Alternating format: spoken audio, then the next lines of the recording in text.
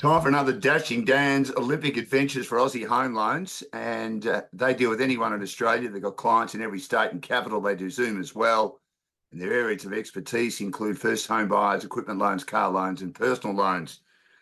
Today's guest is an all-time Olympic great, four-time Olympian when it comes to marathons. It's hard to run one, let alone run four, and he's run more than that throughout his career. He's also got a great success rate when it comes to Commonwealth Games as well, having won a gold medal and multiple medals in 3 other Commonwealth Games as well, and third in a World Championships. He's been a terrific server when it comes to administration, especially at Commonwealth Games. He is one of the greats. It's Steve Moneghetti. Steve, welcome to the program. Great to have you with us. No worries. Thanks for that lovely intro, Dan. Nice to be along. An Olympic year, always a special year, and gets me up and about a bit more as well, which is exciting. So when you think about Olympic Games, what do you think about? Do you still think about competitive juices flowing through your body, or do you just think about the fact that a new batch of athletes get an opportunity to do what you do? Very much so. I mean, I get lots of people talking to me about, memories like we'll do today. But for me, it's more about the present. And, I'm on the board of Athletics Australia. So we've got a direct interest in what happens over there in this new batch of athletes who are just on fire. I've got to say, I think it's probably, we're in the strongest position athletics has ever been in this country, certainly in my lifetime. And it's just exciting to see all that unfold. And, we're a couple of weeks away from opening ceremony, but obviously then the warm-ups over in athletics really starts. The real Olympics start on the 1st of August. So great for us. Yeah, absolutely. Well, there's 75 competitors in the athletics team. How many medals do you reckon they could win? Or is it all about personal best at this stage? Yes, I just think they're preparing well. We've seen them all through Europe, absolutely blitzing some of the Diamond League, some of the major competitions over there. So I'm excited, but we never talk medals because I know how hard they are to win. There is the rest of the world, and the rest of the world in sport, but particularly in athletics, is just advancing quickly. We're seeing, I wake up every day and there's a world record for something on the track or in the field or on the road. So it's just exciting to be a part of all of that. But that means that the competition is going to be absolutely red hot in Paris. We had a great result at the World Championships in Budapest last year. So, I think to reflect that, or if we could match that, that would be an outstanding result. You are on the board of Athletics Australia, and obviously you would expect me, knowing me pretty well, that I would ask this question. Is the selection policy right? Could it be better? Yeah, obviously we had some controversy with the women's marathon and Lisa Waitman and Jess Trengove and Jess Stenson. And, I signed off on, we all signed off, the board signed off on the selection criteria. And if you read it, you get a different perspective on it. If you read it, you can say, well, it should be the first three. And the first three technically in the women's event won the quota spot for our country, but then it's up to the selectors then to pick, because we had 6, people out there may not be aware, but we had 6 women qualify, which is unheard of. So obviously 6 into 3 doesn't go. And so the selectors chose to pick a team that they thought would be most competitive in Paris. And obviously as board directors, we sign off on that. And, one of my roles is on the high performance section or representative on the board. So we sign off on it. We don't select the team, but I own it. So I take responsibility for that. And, obviously, I've had little interaction with Lisa, but she's not happy with me. And I can see why. She'd be very disappointed. She's missed out on going to what would have been a record 5th Olympic Games. But it's not my decision. I didn't select the team, but I endorse it. Have you reached out, Steve? Do you plan to reach out, or do you think she just needs time? Oh, I received a message. We've had a little message. I couldn't while the selection and appeal process was on. So, but we've had a little interaction since, and that's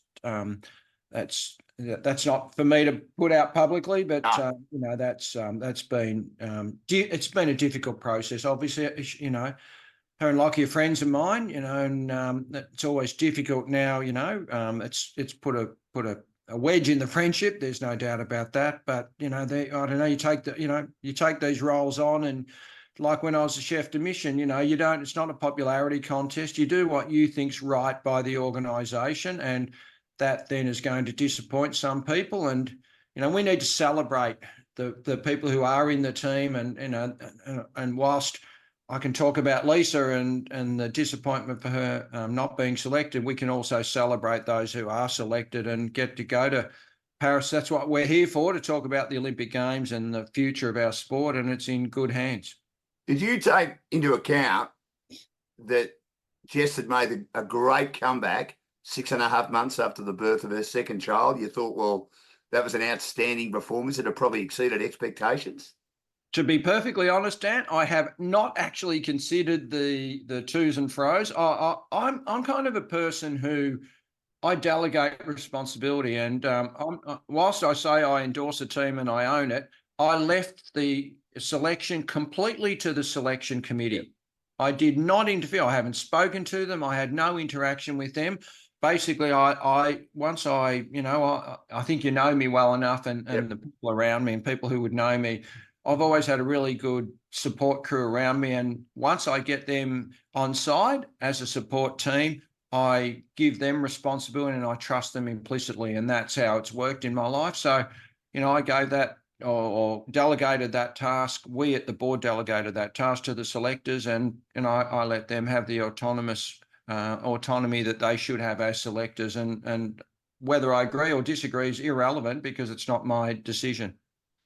I saw it firsthand in regard to your ability to delegate at the 2018 Commonwealth Games as chef de mission. Steve Moneghetti has joined me, my guest today on Dashing Down's Olympic Adventures podcast for Aussie Home Loans. One more on this. In regard to the marathon, is there any way in the future that you could have a marathon where all those that are in contention to represent Australia in the marathon at the Olympics could run together? And the best 3 times, if it's only 3 competitors for each country, the best 3 times are those that get in. Is there any way that'll happen in the future? Don't worry, that'll be the conversation moving forward. I think, Dan, interestingly, and the public, it's probably just to make the public aware, we've never had such depth in athletics. So normally we're actually trying to get people in the team. We're saying, gosh, I hope this person runs well and they run the qualifying time that we've set, because we've struggled to get teams big enough and strong representation. But I don't know what's happened in the last couple of years, but we are just seeing athletes progress at a rapid rate, getting under qualifying times, and put the selectors in a difficult position because we've got to leave people out of the team. So one conversation that we'll be having moving forward is, do we have trials? And the controversial factor with the marathons is, different marathons around the world, a lot of our competitors or the people who are up for selection don't compete against each other regularly. And I only ran one marathon on Australian soil, and that was the Olympics in Sydney in 2000. So out of my 22 marathons, they're all spread around the world at Commonwealth Games, World Champs, London Marathon, Berlin, Tokyo, Beijing, Boston, all around the world. So they're different environments. So one way to certainly satisfy that dilemma would be to have a marathon trial, or to have just trials. Generally, we could have, we sort of have that now, where if you go to the national athletics competition, if you're qualified and you win the nationals, you get selected. So that sort of process. Whereas in America and in some countries around the world, they just have trials. First 3 finishes, that's it. If someone falls over or gets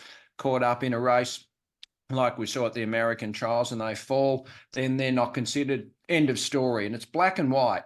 Now, that is black and white, makes the selector's job very easy, but yes, I'm not convinced you get the best team. Now, we may decide, we might have a marathon trial. We may have just 2 positions. So we might have 2 positions and leave 1 spot open, because I always want, I want to recognise that marathons, you're only running 1 or 2 a year. And if you have a bad one or a good one, then it can really affect the outcome of your selection. So I think we need to have it a little bit open-ended. So that will certainly be a conversation we'll have moving forward. It's a terrific position to be in, because we're having athletics just booming at the moment. But, publicly, we come out of it with some controversial outcomes. And, I'm not on the Christmas card list of a few people, but at the end of the day, you have to make some hard decisions and people are not going to be happy. You're very pragmatic about that. You're pragmatic about everything, Steve. Has that always been the way you've always conducted yourself, even with your running? Pragmatic, just pretty laid back. You give the persona on the outside that you're a very relaxed man. As I said, it was an honour for me to be part of your team as a media representative at the 2018 Commonwealth Games. There are no doubt issues going on behind the scenes, which I didn't know about, but every time I saw you, always nice and friendly to everyone. Is that the way you always ran, or were there times where inwardly you were paddling feverishly? Yeah, obviously there's a lot of issues going on. That's where you do have good counsel around you, and ultimately then you make the right decision, because what do I say? I really I search broadly to make sure I'm completely across the issues, and then I make a value judgment and I own that judgment. And it's difficult. I like being popular, and as a chef de mission, you're not always popular because you have to, that's why you're there. If the decisions come to the chef, then they're not easily solvable at a lower level. So you have to make what's going to be an unpopular decision. And I'm not sleeping as well at night because of what's happened with the marathon selection dilemma. I can assure you of that. But what can you do? Someone had to make that decision, and I caught the brunt of that. I'm hoping that people know that I've been involved in athletics for a very long time, and I want to do the best thing by the athletics fraternity. I didn't choose to have the controversy as it was. I'd love to have, all 6 in the team, and they deserve to be going, but they can't. So people are going to be unhappy.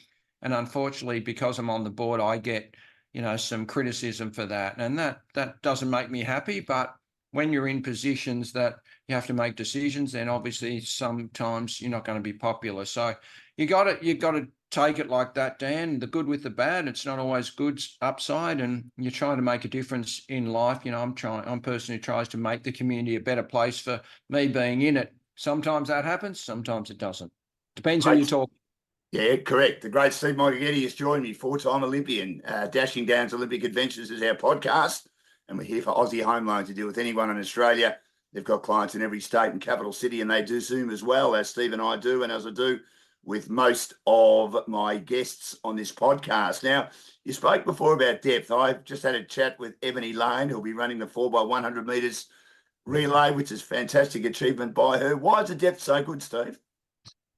Gee, well, that is a great question. And, I think we've probably, I think we're just in a good era with technology, with social, coming off COVID. But I think even before COVID, there was just a movement, this mass participation, this socialising, and hopefully we've got a good structure in our sport, and that's being recognised by the participation rates, but also then really good coaching and just having systems around to encourage our athletes to be the best versions of themselves. So you've got to give credit to the organisation. I mean, I've only been on the board a couple of years. I can't take credit for what's happened, because it's a number of things that have been put into place behind the scenes to hopefully make an environment where the athletes can thrive. And that's what we're seeing.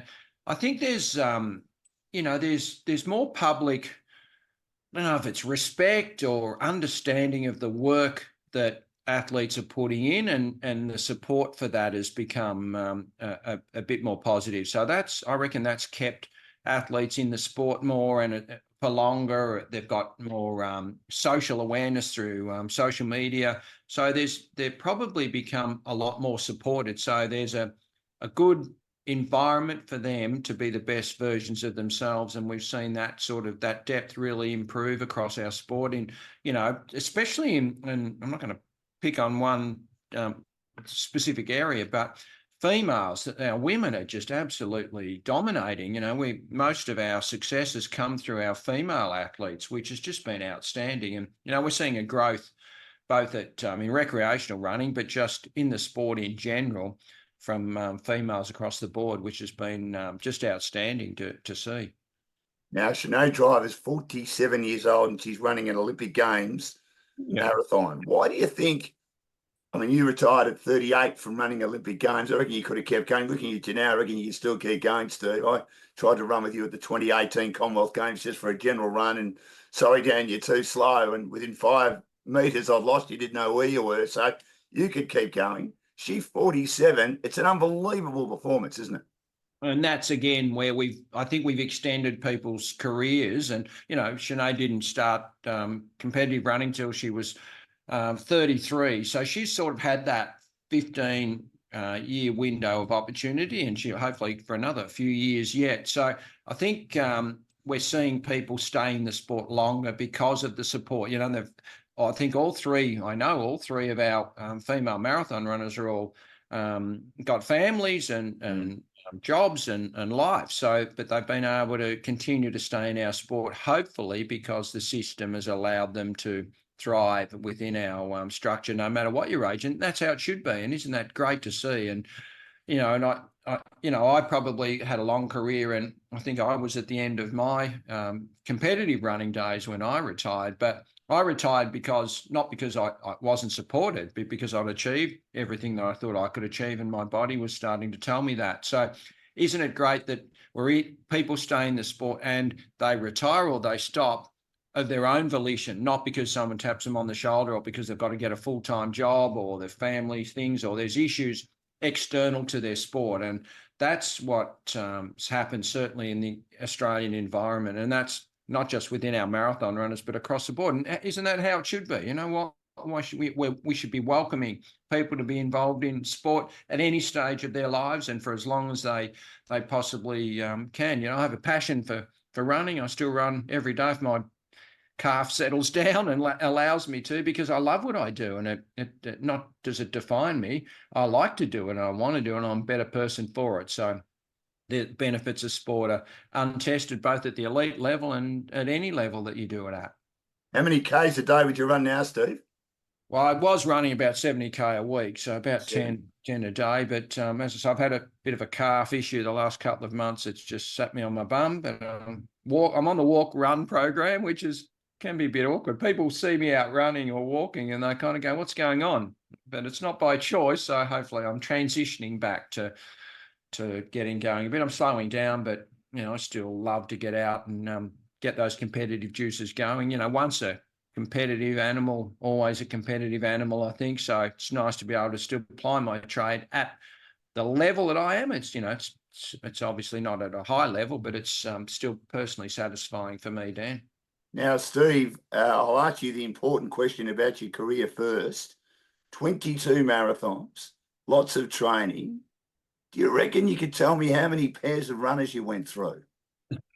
More specifically, you could probably tell me how many pairs of runners you might have gone through in the lead up to a marathon. And did you have one for training and one for running specifically for an event? I alternated a lot, Dan, and I was fortunate enough to have a great sponsor who's, without telling you who they are, they're on there, and they're still, I've been with them for 30 years, so they're an unbelievable friend. I'm part of the family there, and so rotating my shoes was really valuable. But I always had a heavier pair of training shoes that I'd do for my long run. Then I'd have a lighter pair that I'd wear sort of midweek, and then I'd carry. People always used to tell the story that they'd see me running around with this other pair of shoes, and they'd go, oh, why are you carrying this other pair of shoes? And I'd tell them, well, I run that far, I wear out one, I've got to carry another pair to save them. But that's not true. They were a lighter pair. So I'd warm up in a heavier pair, I'd stop, I'd change into these lighter pair for my quicker sessions, and then I'd change out of them back into my heavier shoes, because the heavier shoes have got more support. So they're protecting your legs a bit better. But I always liked them when I got in a session or in a race to have light shoes where I could run fast and feel fast, but they probably did a little bit more damage to my legs. So you didn't want to be in them all the time. And this is the big transition now, Dan, with the super shoes you're seeing now. They've got so much sponginess and support. People aren't getting as fatigued in a race, in a marathon, but also they're not getting as tired, and they can continue to train. So it's not smashing their legs up quite as much as it did in my day. So they're probably their legs are getting a bit more protected than I had. And I used to alternate shoes just so I didn't get a wear pattern, so I didn't get favour one side of my body or get an issue with one part of my leg. So that rotation, I think, is really important, and I would encourage people to do that so that they're changing the load areas on their body and on their legs, and run on soft surfaces. The other thing I say is, I run on gravel, dirt in the forest around Ballarat, sometimes on the bitumen, and as little as possible on the concrete. In fact, I was on the Gold Coast on the weekend for the marathon up there, and if people saw me out walking, they would have noticed, not on the bike path, on the concrete bike path up there, but on the little grass bit at the edge. And I kept getting, I could see people were annoyed with me because they were walking their dogs, and they were walking on the concrete and their dog was on the grass, and I'd be kind of running into their dog or into their dog lead because that's where I wanted to run. So I try to get off and look after my body as much as I can.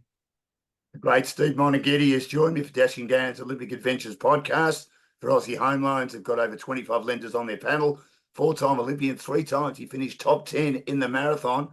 Why long distance running, Stephen? You started, of course, with the 10,000 metres. And then in 1986, you also ran the marathon, your first ever marathon. Did you decide at the last minute, I'm going to run the marathon, or in the lead up, that was something you always wanted to do? It was always something ultimately I was going to do. And, I love my cross country, and I grew up as a cross country runner, and, I finished my cross country results are the best of my career, but people don't sort of know those and don't sort of focus on those. It's not an Olympic event, but that's where I applied my trade best. But obviously then I'd run the 5K on the track. I didn't like running on the track all that much. And I only ever had 2 coaches. Tony Benson coached me here in Ballarat, and then I changed in 1983 to Chris Wardlaw, and he still coaches me to this day. He doesn't coach me, but he's my mentor and lifelong friend. And he wanted to get me faster. He said, look, you're going to go out on the roads, but you need to be quicker. So let's get back on the track and make you as quick as you can. And fortunately, that allowed me to qualify for the 10K at the Commonwealth Games in 86. And I just got in that team. And then he, in his wisdom, and this is a true story, he rang me up about 3 months out from the event and said, just like we're talking about, there's only 3 spots in a marathon team allowed. So in the men's marathon at the Com Games, we only had 2, and there's a spare spot. And he said, what about I talk to Athletics Australia and see if we can get you in the marathon? It's after the 10K. Yeah, so you'll have done that, and then you can just have a bit of a practice run in there and see how you go. And I said, sounds all right. Do you think I'll be okay? And he said, yeah. And we spoke to Athletics Australia, and wisely they let me in and won a bronze medal, and the rest is history. So it wasn't meant to work out that well, but it did. And I was obviously born to run long distance, and I seemed to just have a natural affinity that I could run longer. The longer it was, I didn't need to slow down. And, I tell people now, Dan, I didn't actually ever get any better and beat people. Just as the distances got longer, they couldn't keep going, and I passed them and I finished ahead of them. And that's kind of how it worked. Do you think it worked out well in that first race in Edinburgh in 86 because you didn't have enough time to think about it? You just went out there and ran?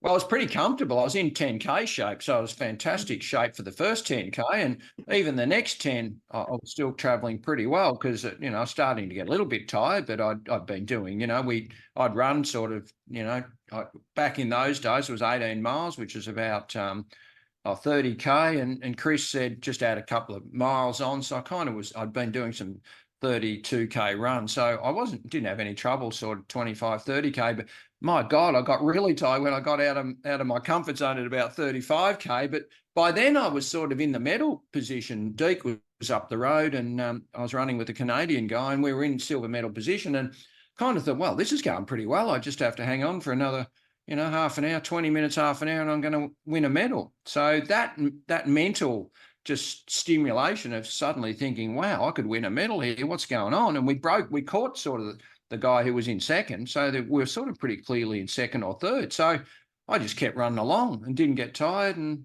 went into the stadium and finished in third place. So it just kind of happened. I know I'm just sort of a bit blasé about it, but that's exactly how it panned out, to be honest. And, then obviously that set up my career. And defined me. I always tell everybody I got on the plane and left Ballarat as this unknown 10K runner and came home a marathon runner that was the heir apparent to the great Rob de Castella. How did you handle that? I would have thought with the usual aplomb, Steve. I was pretty happy. Yeah, I was pretty excited because I'd always it's funny, Dan. What happened was and without sort of going on about it, but I sort of told everybody that if I didn't have a good race somewhere in a cross country race or some international race, I kind of always had the excuse that, well, it doesn't kind of matter. At the end of the day, I'm going to be a marathon runner. So I was always saying, I'm going to be a marathon runner. I'm going to be a marathon runner. I remember on that day in the call room in the stadium, Meadowbank Stadium in downtown Edinburgh, I remember thinking, God, no more excuses. I hope this event actually goes okay because I've been telling everyone that, this is the event for me. Here I am about to find out. I hope it ends well, which it did. And, I got vindicated, but you would never have known. Anything could have happened. It could have been a disaster and I could have then battled to get my name out there as a marathon runner, might have to come back to the track and ended up just sort of being and also ran and made up a few teams, but never really had the success over that really long distance that I'd expected. But obviously I did, and it was fast tracked. And Chris Wardler, you don't understand. And sometimes the background to these podcasts, Dan, you get to hear the real stories, and the real story is his wisdom of ringing up 3 months before and saying, what about we get you in the marathon team? I would have never, ever considered it. So, sometimes people don't realise that it's these little opportunities and situations that arise that just open doors for you. And it was a sliding doors moment for me. I could have said, no, I don't want to run that.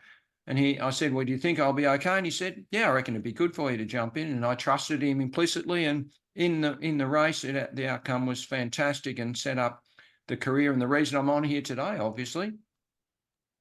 And for other reasons too, Steve, give yourself some credit. You're one of the all-time greats. But as you said, Chris obviously played a big role in that. Just on Chris, is he undervalued a bit? I mean, in 1980, he also played a big part in helping push for Australia to go to the Olympic Games from an athletics or athlete's point of view. Does he get enough credit for the great coach he is and the great mentor he is when it comes to athletics and especially long-distance running? I don't think he does because he's got unbelievable wisdom, history. He loves athletics. He's the most passionate person I know about athletics. Been to every World Championships, Olympics the last 20 years. He went to 2 Olympics himself. He's head coach of our Olympic team for Sydney 2000. And he's just, the reason I'm on the board is because he and Lord stepped down and he was keen to have that continued sort of distance presence. And he asked me if or encouraged me to apply, and it went through the process and here we are. So just his presence and his influence on athletics has been undeniable. And there's any person that you would attribute, and that 1980s story is a great one. And, we should acknowledge that continual representation that we've had was because of people like Chris, and his enthusiasm is infectious and his passion is undeniable. Now, in 1988 was your first Olympic Games. You went to Seoul. What were your expectations, and did you exceed them with a much bigger field, a much stronger field, more countries? You finished 5th, Steve. Your best performance in your 4 Olympic Games in your first Olympic Games. Yeah, and the best performance by male. Deke was 5th in 84 and only surpassed by, not only, but Lisa's silver medal from 88 also. I think it was 88, where she won the silver medal. So, apart from, I'm not going to pump up my own tyres, but the highest placing, so we're the equal second highest placing of Australians ever at Olympic marathons with that 5th. It doesn't sound good when you say 5th at the Olympic marathon is the highlight of your career, but that's as high as we've got in the men's side of the marathon. So they're not easy to get in the top 10. And that was a little bit of a surprise, probably. I had sort of that bronze medal from the Commonwealth Games, but obviously the depth's not there. But then I went to the World Championships the next year and I was 4th at the World Champs. And so that set me up pretty well. So I thought I was confident I could run top 10. And I just wondered how the race would pan out. I was concerned about a couple of the Africans, probably underestimated Jalindo Bourdin. And I probably think, on that particular day, if I let the pack go, well, they ran away and I got a bit tired. I think at 30 or 35K, can't actually remember, might have been 30K. And then I worked my way back through the field. I got back to sort of 10th or 11th and then ran through to finish 5th. And I think I probably didn't realise, had I gritted my teeth a bit earlier, I might have finished a bit higher up. But to be perfectly honest, I wasn't going to win a medal. 4th was about 200 metres in front of me around the track, Nakayama, the Japanese guy. So to be honest, I'm not sure it would have made much of a difference had I hung on, and probably still would have got a little bit tired and finished 5th. So really proud of that result, because at your first Olympics to have such a prominent performance is a good outcome. This is Steve Moneghetti with us on Dashing Gans Olympic Adventures podcast for Aussie Home Loans. Their areas of expertise include purchasing a property, owner-occupied or investment, building a property portfolio, refinancing, debt consolidation, cash out, construction pre-approvals, first home buyers, equipment loans, car loans and personal loans. And they've got over 25 lenders on their panel. Another medal in 1990 in Auckland, and then off to Barcelona in 1992 where things didn't quite go to plan, unfortunately. You finished in the top 50, but no doubt you would have been a bit disappointed. Oh, it was a disaster, but yet I'm proud of finishing. You know, it was probably the one marathon I could have pulled out over my career. It was the only bad one I had, really. And yet I'm proud that, you know, when you pull on the Australian singlet at the Olympics, you do the best you can. And the best I could on that particular day was 48th. You know, we probably made a few mistakes that in the lead up, I take responsibility for those. I wanted to stay just out of Barcelona, and we're there about 3 weeks before, and I didn't want any air conditioning. I wanted to acclimatise by toughing it out and, you know, running in the heat, running in a full tracksuit, laying awake at night, you know, in a lather of sweat, thinking, how good's this? I'm really acclimatising. But all I was doing was getting really badly depleted and dehydrated. And then I did, back in those days, we did what's called this carbohydrate depletion as well as load. A lot of people will load up now before a marathon, but we did a depletion phase, and that sort of lessens your carbohydrate stores in your body, which hopefully your body increases its own natural glycogen. And then you top it up in the latter part of the week and you have a super supply of glycogen. But I think what happened for us, my body closed down and said, we're going to die. We're not going to produce any carbohydrate or glycogen. We're just going to go into survival mode. And I started that race quite thin and very depleted, got halfway through, hit the wall and battled on up Montjuic to the top of the hill and the stadium. And as you say, finished in 48th place, which was, I still ran 2:23. I mean, it's not too bad. When you look at that and think it's the slowest run in my career, and you tell someone now I ran 2:23 and it was an absolute disaster, and yet, you know, you look at 2:23, it's pretty respectable across the world marathon world for an also ran. But for me, it was a disappointing result. And to be honest, Dan, I kind of thought, I was a bit at the crossroads, thought that's probably the medal I should have won. I didn't. Do I retire? Do I chuck it in? Do I now have to get a real job? Are all my sponsors going to sort of not have faith in me? Are the public going to ditch me? Am I done? So I kind of came home in a bit of a reflective mood, and that's kind of what happens when you have a disappointing Olympics. And, you know, there's a lot of success and a lot of people who are getting accolades. I wasn't one of them, and I had to sort of come home with my tail between my legs and just reassess where I was and whether I was going to continue devoting my life to this dream of winning an Olympic medal. Did you know in the lead up to the marathon, a day or two out, that you were in trouble, or it was only when you were running that you just didn't have any energy to really make an assault in the second half of the race?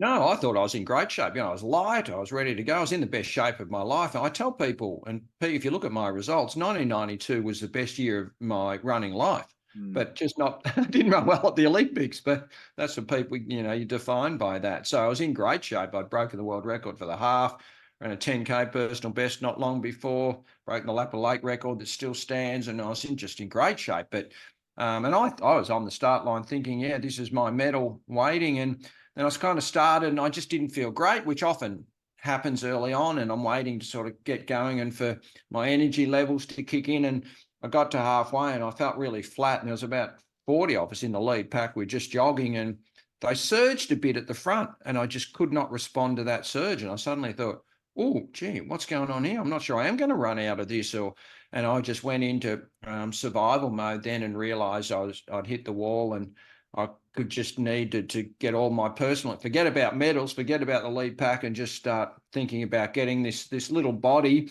across the next 20K at, just over 3-minute Ks in, or as quick as I could, to get it done and dusted without doing too much damage. Were you proud of yourself that you finished the race knowing that your body had gone into free fall?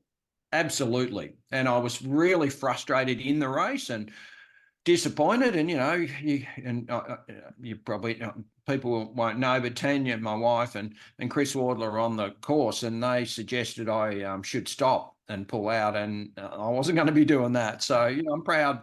And it was a hilly finish. We kind of went up Montjuic and finished up on a high area. So it was a pretty tough last 7K. But I'm really proud that I would be struggling to come on and do this podcast with you, mate, if I hadn't finished, because I'd know we'd be talking about it, and I'd be embarrassed that at the Olympic Games I didn't finish the event that I was selected for. And yet I've done that. And whilst it was 48th place, I know that on that day, that was the best I possibly could do. And I think what it did do, when obviously we'll talk about another couple of Olympics and the rest of my career, when you mentioned the gold medal at Com Games and bronze medal at the World Championships in 97, I learned a lot, and I enjoyed those victories or those successes so much more because of the disappointment of Barcelona. That's a fact. And that's a personal thing for me that I have to deal with and had to deal with.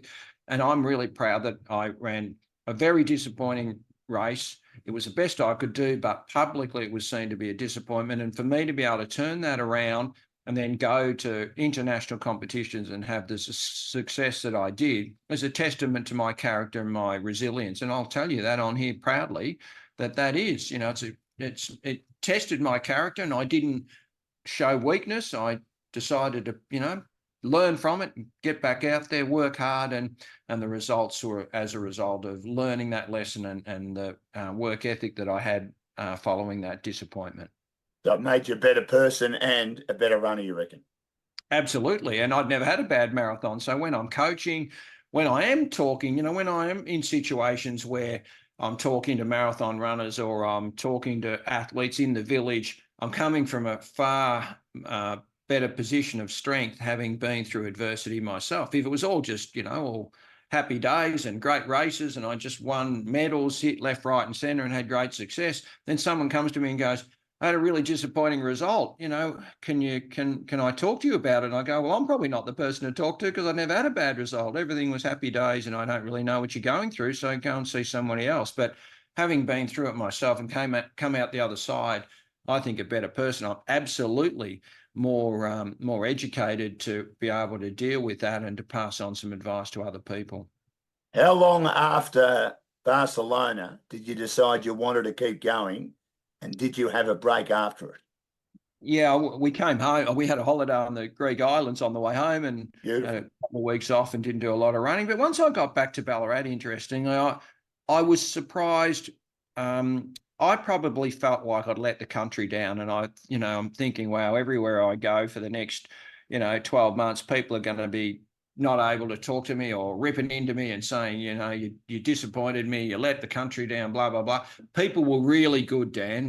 They just said, it happens. We know you haven't let us down. We felt for you because we knew all the work you'd done. We knew what shape you're in. So don't feel like you've let us down. We're feeling bad for you. So I think that support that I got in just being honest, and everyone knows me as a person who I wouldn't do anything to disappoint my country. So I think having that reinforced got me back on the horse pretty quickly. And I think Chris Wardler and I spoke about maybe getting my confidence back by doing some other events. So just put the marathons on the back burner a little bit and try and get into some cross-country races and maybe some road races, half marathons, and shorter stuff on the road, just to change it up a little bit, because I'd become so defined by the marathon that it kind of overcame me a bit, and I forgot about all these other distance races and distance events that I could enjoy along the way. And one thing, Dan, I reckon, if you could probably mount an argument for Deep being the better marathon runner, greatest marathon runner Australia's ever had, and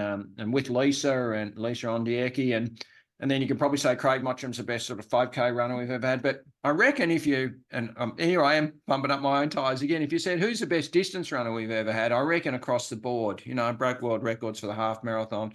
I'm the highest placed male at the World Cross Country, 4th, you know, and then I had success on the road and on the track at Commonwealth Games, bronze medal. So across the board, I'm probably a really strong distance runner. And I reckon that having the disappointment in Barcelona allowed me to get back and run in some of those other events that I was absolutely very good at. And it just reinforced that, you know, whilst I had one disappointing result, it wasn't going to define me because I had all these other performances where people saying, actually, you had a bad run at Barcelona, but gee, you ran really well in this race last week. Or so, you know, I think that was really helpful to have a bit of a slight pivot and to just focus on some other events where I had great success. And that just then built my confidence up leading into Com Games in 94 and then off the Olympics again 4 years later. As you said, you won a gold medal, and Steve Moneghetti's with me for Dashing Down's Olympic Adventures podcast, the Aussie Home Loans, 4-time Olympian, and he also was a multiple medalist in 4 Commonwealth Games, including gold medal at Victoria in 1994. Great experience for you, Steve. You must have loved that. Oh, yeah. And that was, you know, just obviously I'd won Berlin Marathon and Tokyo, but I'd never really won a championship. And I reckon I was the best runner in that race. It's always nice when it pans out, you know, you think you're the best runner in the race and you end up, you know, getting the gold medal. And I'm really proud of that run. And I ran, you know, I ran 64 minutes for the back half of that race. So I absolutely blew the field apart and came home really strongly. And for me, there was also, you know, it was really satisfying because the silver medal went to a guy called Sean Quilty, who's sadly no longer with us, but became, you know, he's always a close friend of mine. And it was highlight of his life, and it should be because he had an unbelievable run. So to be able to share that with him as well, and, you know, it was just a great time and a really good team to be a part of. And for me, kind of removed a bit of the monkey off my back, and I'd come out of Barcelona. So the gold medal in Victoria in 94 was kind of, well, if I don't ever do anything else, I reckon, you know, I can hang that one up and say, well, I've achieved something. Did it give you confidence for Atlanta that you could maybe go top 10 again? Yeah, because I'd ran so fast in that back. I don't reckon anyone in the world would have beaten me in that Commonwealth Games race. I just ran unbelievably well. So that really allowed me to build then to the next Olympics. And, you know, I often tell the story, you know, not many people get to go to more than one Olympics, but for me, you know, I'd been to 2 and I'd had one really good result and one really bad result. So unfortunately for me, Atlanta was kind of, you know, that seesaw, you know, am I going to be remembered as a person who was a pretty good runner, but he always disappointed at major champion, you know, couldn't get the Olympics right. So, you know, it was a bit of expectation and pressure. And I can tell you, Atlanta probably, and I mentioned this the other day to someone, I think the toughest marathon I certainly ran, and maybe one of the toughest marathon events ever. The course was really hilly, very hot and humid in Atlanta, and the most challenging race, marathon race of my life, I reckon. Although Seville in 99 was pretty tough too, but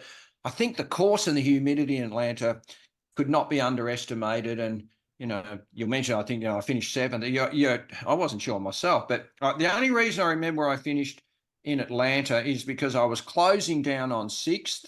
And whilst you get a medal for the first 3 placings, you get a certificate, an Olympic certificate, if you finish top 6. So 4th, 5th, and 6th is worth something. And I was really keen to get that certificate, having got it in Seoul. And I was running down, I think it was Rolando Vera from South America, and I was catching him at a rapid race. The only time I wished a marathon to go a bit longer, Dan, because in about another 100 metres, I was going to have him and nab that 6th place, which would have been, I think, you know, a nice personal result. 7th was still pretty good. I'll take it, but I was really close to 6th and just probably didn't quite get there in the end.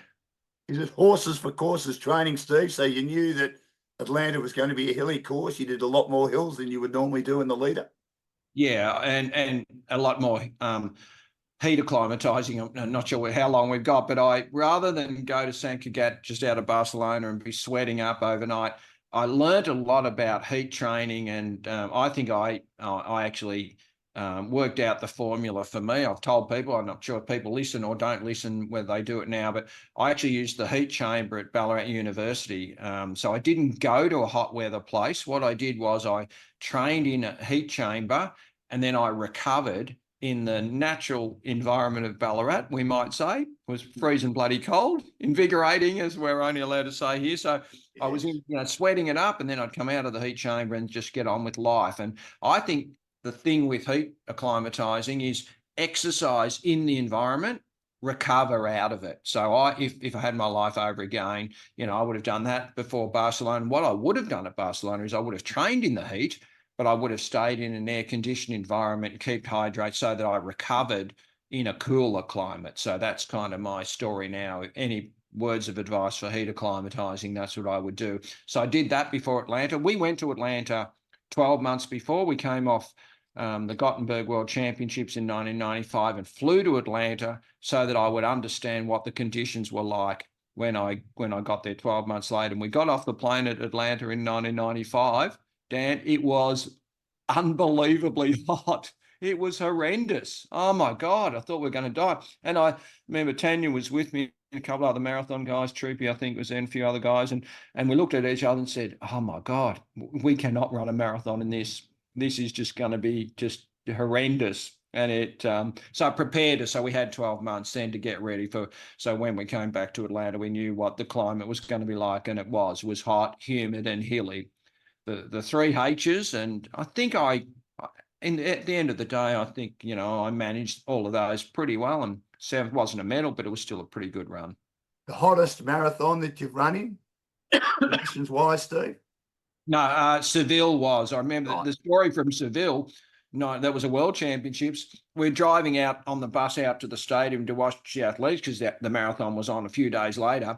And we drive down, and in the middle of the road, they had clocks. And, it was sort of 2:00 in the afternoon. And then for 10 seconds, it'd have the time. And then for 10 seconds, it'd turn to the temperature.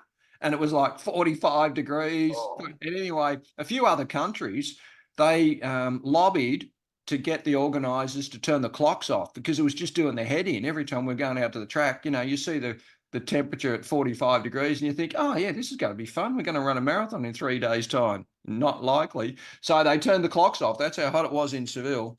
And that was probably the hottest environment. It wasn't as humid as Atlanta. And, Chris Wardlaw will tell you that, sometimes it's a humid heat that can be difficult because you don't evaporate. So when you're out running, if you've got direct sunlight, you sweat and the sweat evaporates and you sweat again. Whereas if it's humid and you don't have that radiant heat, then the heat stays inside. And it's like you're going to explode from the inside out because you're not sweating enough to kind of release it and evaporate it and get more of that heat out. So your heating mechanism doesn't work as well in humid weather. And that's exactly what we had in Atlanta. In the lead up, Steve, to an Olympic marathon, when is your heaviest block of training and when do you start tapering? 6 weeks out, we used to do a 3-hour run. Yep. Time, and I probably covered about the marathon distance. I don't want to downplay people who run a 3-hour marathon, but that was probably my Sunday training run, and that would be the longest run I would do. And I'd often go out and do a second run that afternoon. So you can imagine, I probably clocked about 40 plus K in the morning, another 7 or 8 that night. So I would have been up to sort of 50 K. And that's the only day I got anywhere near the marathon distance. And that was 6 weeks out. And then I'd probably have about a month out was when I was starting to cut my mileage back. So, I was running 180, 200 Ks a week, and then I'd start cutting back. And from a month, I'd probably have maybe my final race was a month out or 3 weeks out, and then I'd freshen up for that. And then that was starting to, then I'd go sort of 3/4 weeks. So instead of 200, I'd do 150, sort of 3 weeks out, and then I'd go to 120 2 weeks out and 100 the week before. So I'd halve my mileage the week before. So ours was quite a long freshen up phase, but you've got to understand, I've been training and running 12 months at doing high mileage. So for me to freshen up about a month out just made sure that I had an opportunity for my body to absorb the training and also freshen up and adapt and be able to get ready for what was to come. How often did you worry about your body breaking down, or you knew your body back to front and you Never. knew what you were doing?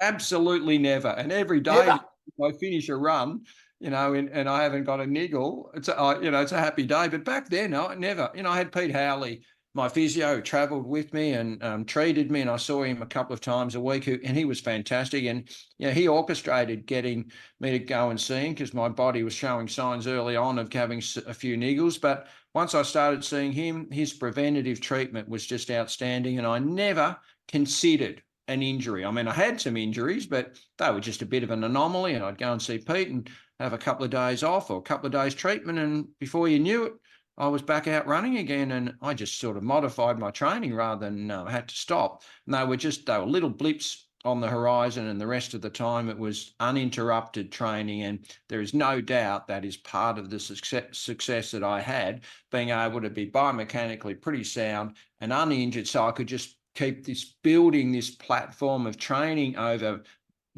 days, weeks, months, years, that built this super strength that meant I could get through a marathon at the pace and at the level that I was running them at. Australian marathon superstar Steve Moneghetti has joined me, dashing down Olympic adventures for Aussie Home Loans, and they deal with anyone in Australia. They've got clients in every state and capital. They do Zoom as well, which Steve and I are doing. So you go to Kuala Lumpur in 1998, you get another medal in the Commonwealth Games there. Did you think that would be your last Commonwealth Games?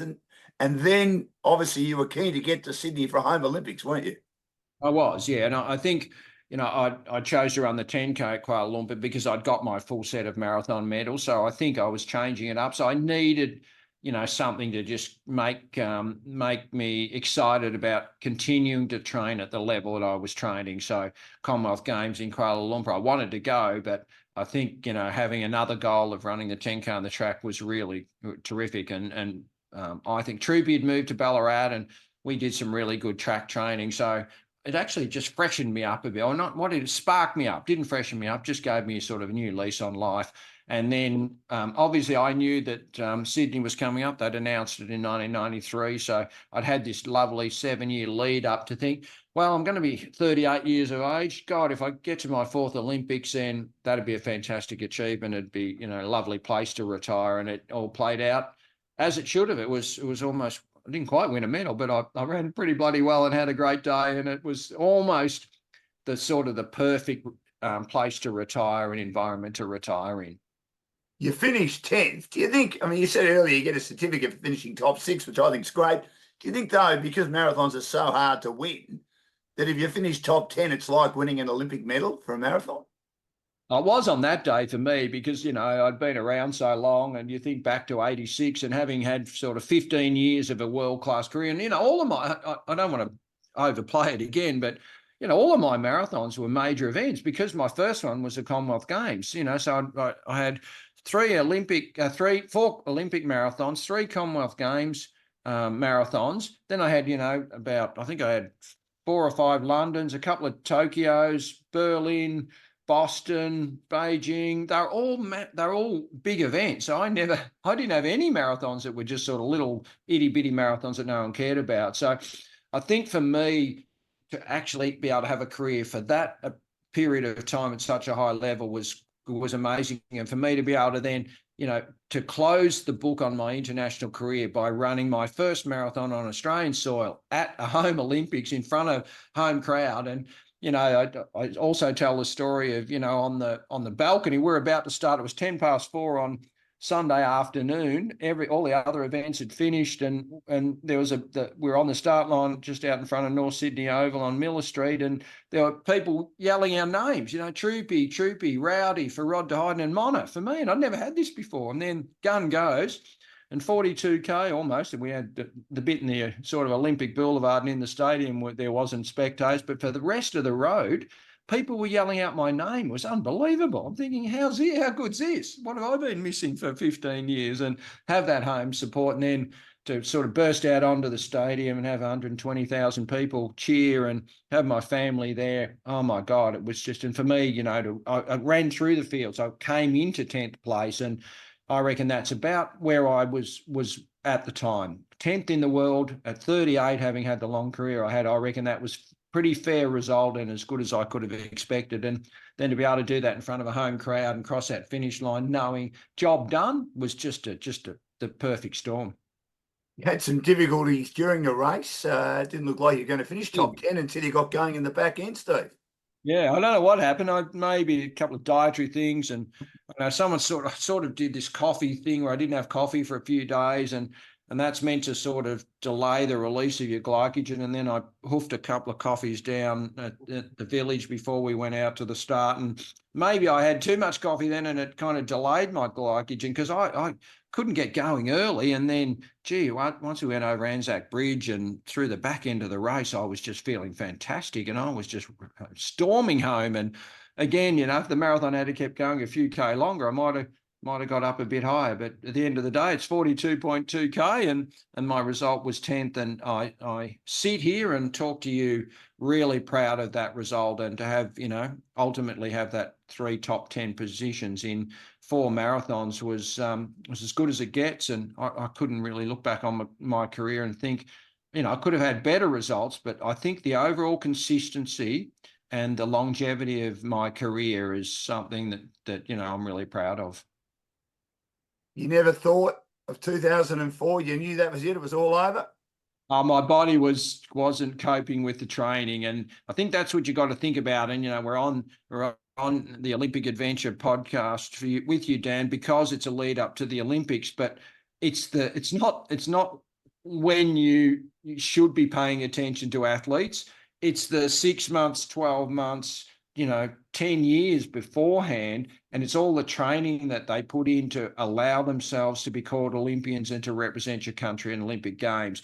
And in all of that preparation, I'd had some outstanding blocks of training over 15 years. And I knew leading into Sydney, I just got there. My body was starting to really notice the training. So I didn't have any issues racing. And, I retired, but I still won a national cross country. I went to the world cross country. I did won some road races around the world. So I was still obviously able to race at a really high level, but my training was definitely being compromised.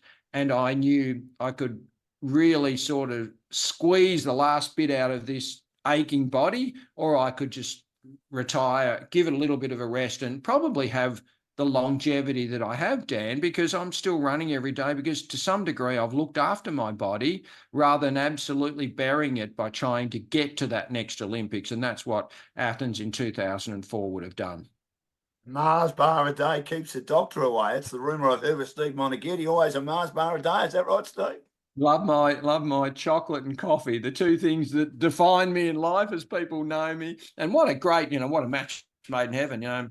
Mars, a company, have their Australasian headquarters here in Ballarat, and it was just a terrific relationship. And again, it's just those friendships, relationships, and experiences you have, and that's what we talk about today. We focus a lot on results and outcomes, but it's the friendships along the journey and the experiences that I love talking about. And I've been blessed to be able to refresh my memory when we do chats like this, Dan.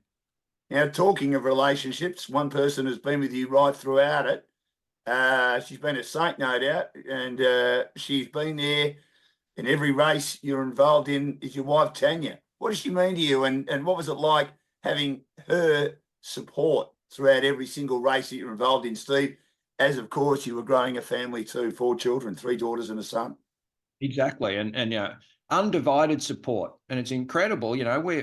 I used to think I was focused and, doing everything I could, and everything was sort of falling into place. But I was actually unbelievably selfish. And that's what you have to be the top of your game in any pursuit in life. You have to be selfish. And that compromised Tanya's lifestyle, her her own career, and all of those other facets. So I'm incredibly indebted to her, just able to allow me to do what I needed to do to be not only the best athlete, one of the best marathon runners in the world, but also a public figure, and the draws on your time that takes. So, I was compromising. I didn't miss birthdays. I missed my first Father's Day, I can tell you that.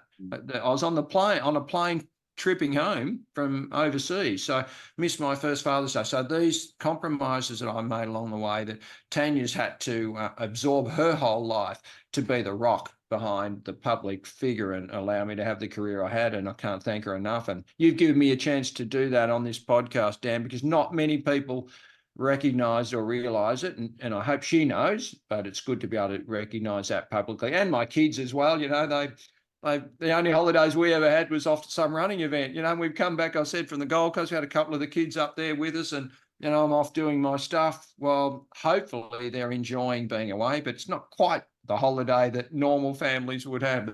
That's for sure.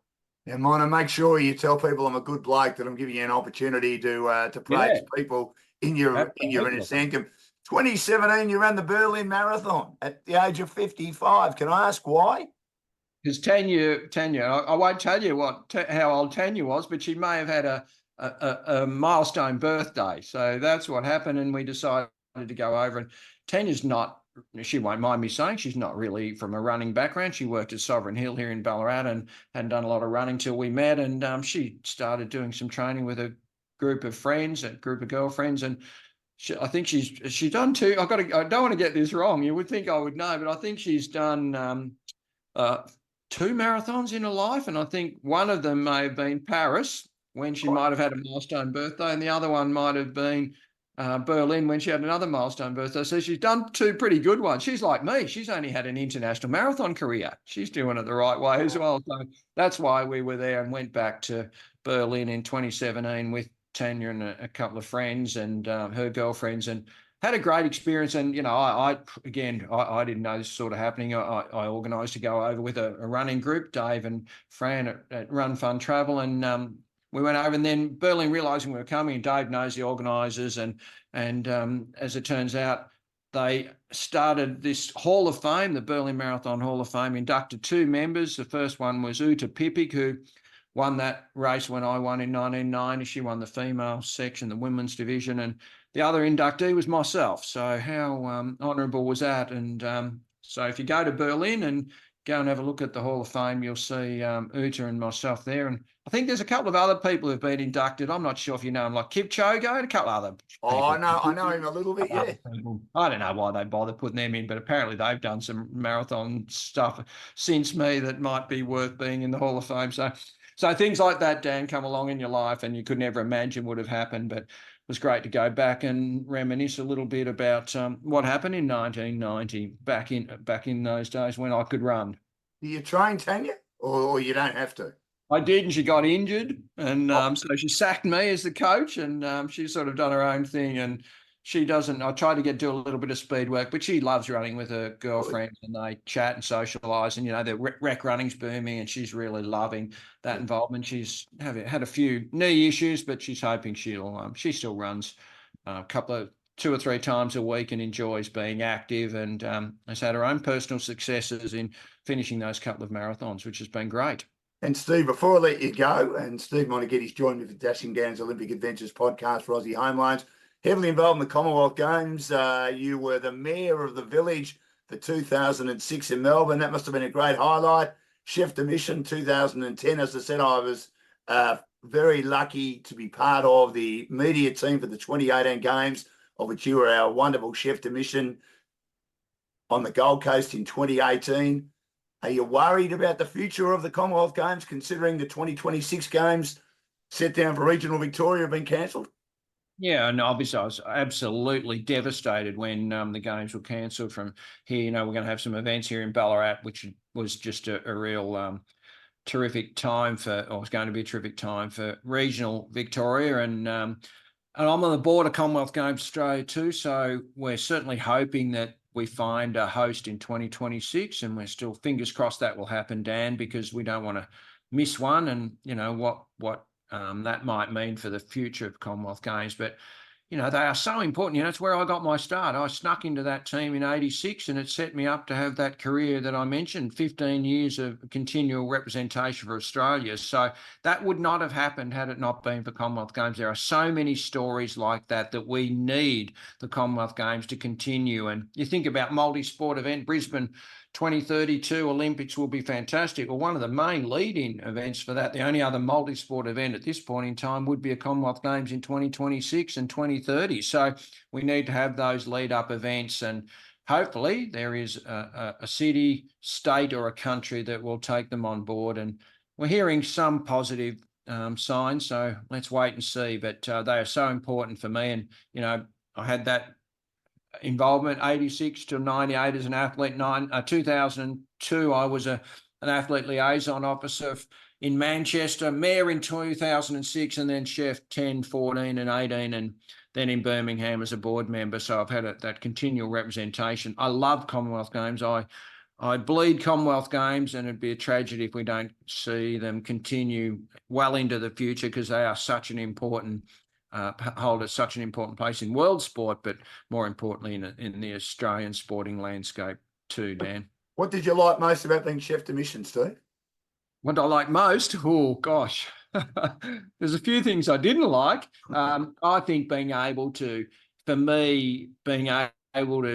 have access to all the varied teams, so not just the athletics team, but the whole team, and being invited to watch people train, and to just be feeling so welcome, and then to lead a team that you're really proud of. And we talk about Commonwealth Games, but really, Dan, and you've been there, you understand, the team is people. So we assembled 700 or whatever the whole team was.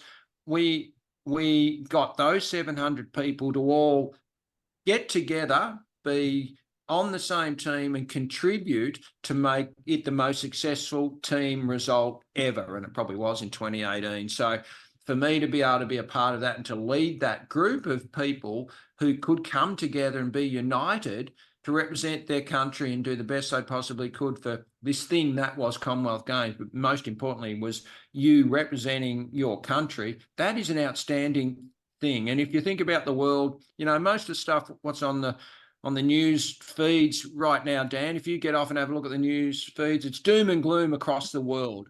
And yet at that time, the Commonwealth Games, we had 10 to 12 days where we as a country were united under the Australian flag as the Australian Commonwealth Games team. And gee, it's hard to feel more pride than when you think of it in those terms. And I need to say, before I let you go, I was talking to Jonathan Manasso on the day, and he, of course, was the head of the media team, and you and him were going out to welcome a few of the first teams coming in, I think the boxing team, the weightlifting team. And I said, be aware of the journos asking questions about Sandpaper Gate. Remember? That had just broken in South Africa. The Australian cricket team in all sorts of trouble. Jonathan said, they won't ask about that. I said, be aware of it. And anyway, you did I didn't go out, but I watched you, and you did a great job, because you had to flat that for 5 minutes, those questions. But that's what it's all about, and then turn it into something positive, which you did. Yeah, and that's where, again, you being part of the team, and that's where you take the resources around you, the intel from the people around you. I couldn't be across, and I never would be. And my ability to hopefully have people like you feel an integral part of the team, that you contribute and you make me look good, but you also save my bacon in a situation like that. Are you going to Paris, or are you going to be watching it from home?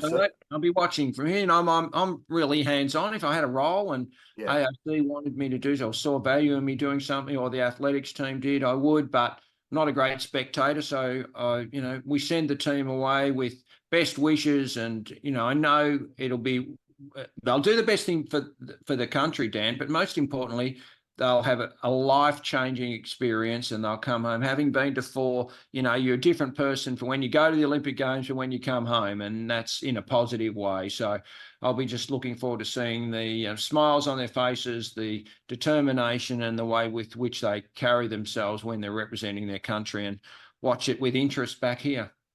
Liam Adams' 3rd Olympic Games in the men's marathon. Patrick Tiernan's only young for, I would have thought, marathon running. Well, he's not yet 30. And, of course, Brett Robertson, who's had experience in middle distance running. How do you expect them to go? Yeah, no, obviously it's a tough event, the men's marathon and women's marathon, as we've mentioned, but we've got the strongest teams we've ever sent. So that augurs well. And not only at the marathon, but I'm really excited. Jess Hull, unbelievable, last with fifth fastest in history, and just second outside the world. Anyway, there's so much happening in athletics, and then you look at I love enjoying the sports that I don't really tune into or keep abreast of for a lot of other times. So we'll see those, Jess Fox and her sister, things like that are just great human stories that we'll see unfold. The athletics team's in a great place, and I hope they get to enjoy it, and I hope we don't find that we're putting too much pressure or expectation on them, because they'll represent us well. But it's exciting times, and I love, you're thinking about a Jess Hull, or our middle distance runners are probably in the best shape our middle distance has ever been. And I can tell you, Dan, a lot of those will move out to distance, so they'll become our marathon runners. And you're talking about Brisbane in 2032. Well, someone like a Cam Myers, who will be on our next team, just missed this one, or our young people you're talking about are on the teams now. They are the future of distance running as well, because they'll eventually go out in distance, and they'll be the ones who may be representing us in Brisbane in 2032. So get on them now while they're progressing and developing. Enjoy their successes and follow their progress as they represent our country, not only in Paris, but in future teams. Steve, it's been a great pleasure. You are one of the all-time greats. So I've got to know you a lot over the years. You've always been very, very good to me. Thank you for your time today. Steve Moneghetti, 4-time Olympian, 3 times top 10 in the marathon. He won 3 Commonwealth Games medals, a gold, a silver and a bronze in the marathon at the Commonwealth Games, and also won a bronze in the 10,000 metres at a Commonwealth Games as well. He's achieved everything, 3rd in a World Championship too. What a performance that was. And he's been with us today for Dashing Gowns Olympic Adventures. For Aussie Home Loans, our areas of expertise include pre-approvals, first home buyers, equipment loans, car loans, and personal loans. And they've got over 25 lenders on their panel. Thanks so much, Steve, for being so candid, and enjoy the games. Been a pleasure, Dan. Always love our chats, mate. So good to catch up. Look forward to catching up in person soon, and hope the listeners out there have got some enjoyment out of that, and keep up the good work. Enjoy the games, as we all will. Cheers, mate.